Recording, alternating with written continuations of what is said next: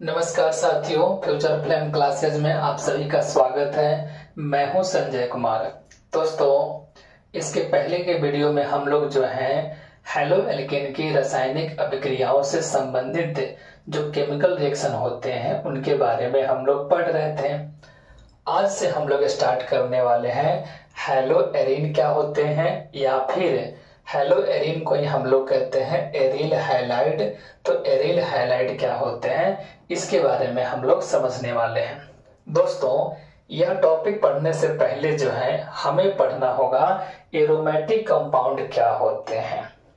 तो ध्यान दीजिएगा दोस्तों, यदि कोई भी यौगिक यानी कि वैसे यौगिक जिनका स्ट्रक्चर जो है हेक्सागोनल रिंग में हो एवं डबल बॉन्ड अल्टरनेट पोजीशन पर स्थित हो, तो वैसे यौगिक को कहते हैं एरोमेटिक यौगिक।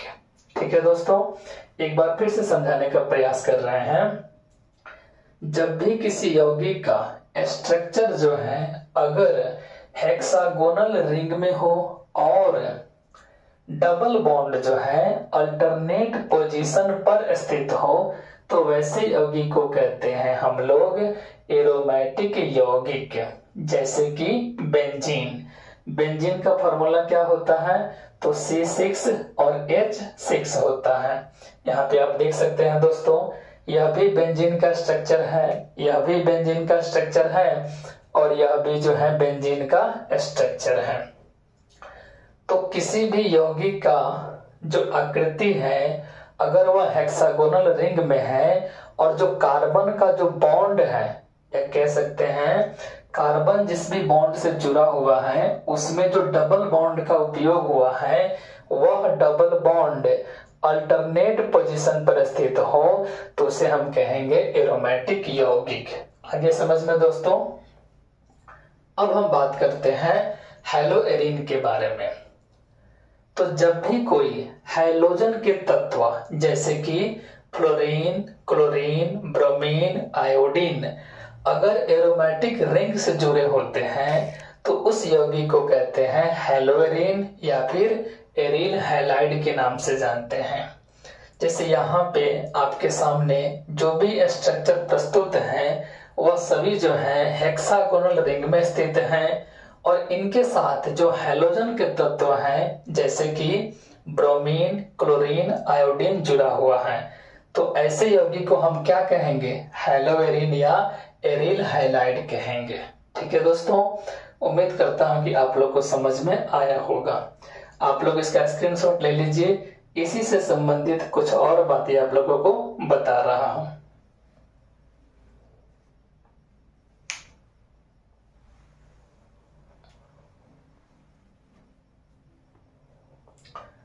आप लोग इसका स्क्रीनशॉट ले लिए होंगे, अब इसको हम इरेज कर दे रहे हैं।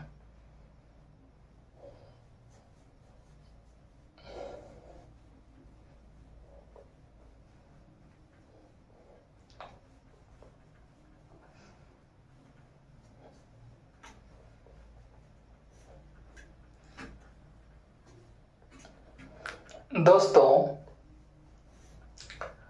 हैलो एरीन के नामकरण से संबंधित कुछ बातों के बारे में हम लोग चर्चा करने वाले हैं। जैसे समझिएगा ध्यान से दोस्तों, मान लीजिए हम एक हेक्सागोनल आकृति बना रहे हैं।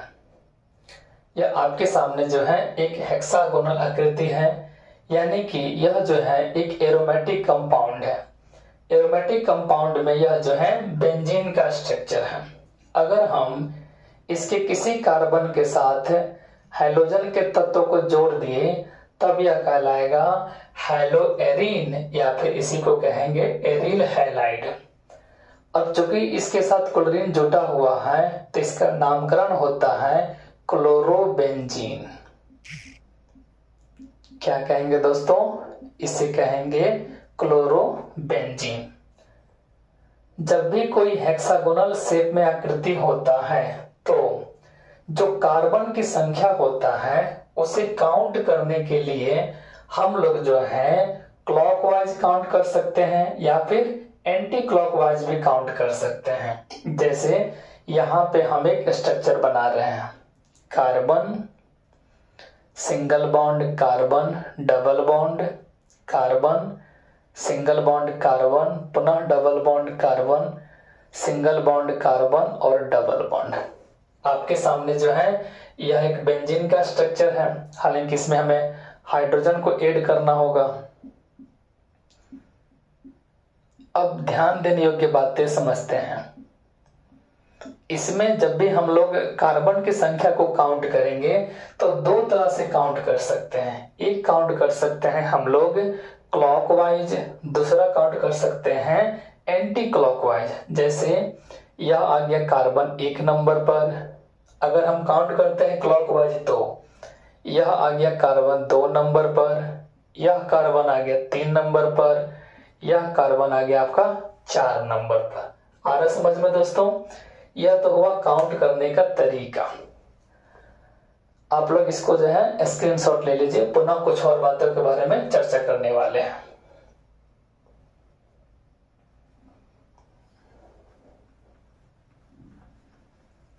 दोस्तों, अगर इस प्रकार से आपको कोई यौगिक देखने को मिल जाए तो उसका नामकरण कैसे करेंगे, आइए बताते हैं।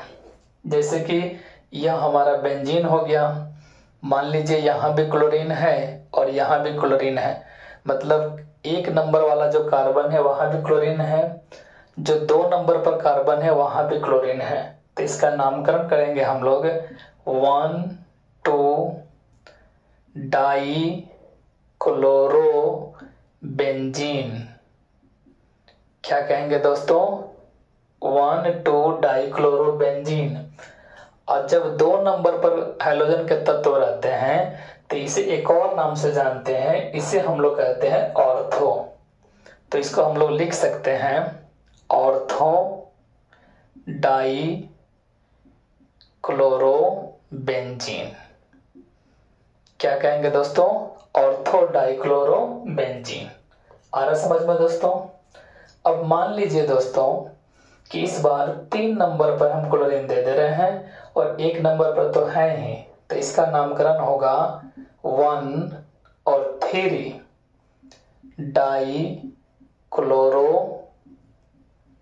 बेंजीन। 1,3 डाई क्लोरो बेंजीन, या इसी को हम कहेंगे मेटा डाई क्लोरो बेंजीन। इसी को क्या कहेंगे दोस्तों? Meta dichloro benzene. ठीक है दोस्तों, अगर मान लेते हैं कि 4 नंबर पर क्लोरीन है, यहां पे देखते हैं दोस्तों आपका 1 नंबर वाले कार्बन पे क्लोरीन है और 4 नंबर वाले कार्बन पे क्लोरीन है, तो इसको हम लोग कहते हैं पैरा डाई, क्या पढ़ेंगे दोस्तों? पैरा डाई क्लोरो बेंजीन, या इसी को हम कहेंगे 1,4 डाई क्लोरो बेंजीन। क्योंकि जो क्लोरीन का संरचना है वह पहले कार्बन पे है और चौथे कार्बन पे है, इसीलिए हम लोग इसे पढ़ेंगे 1,4 डाई क्लोरो बेंजीन। उम्मीद करता हूं दोस्तों आज का वीडियो आप लोग को समझ में आया होगा। मिलते हैं नेक्स्ट वीडियो में। धन्यवाद।